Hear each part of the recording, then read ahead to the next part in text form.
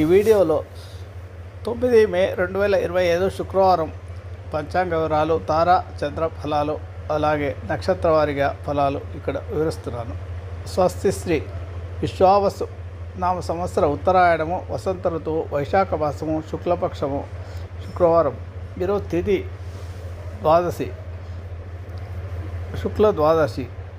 మధ్యాహ్నం 2:58 వరకు ఉంటుంది. తదుపరి త్రయోదశి వస్తుంది. ఈరోజు హస్త రేపు అనగా మధ్యరాత్రి 12:10 వరకు ఉంటుంది.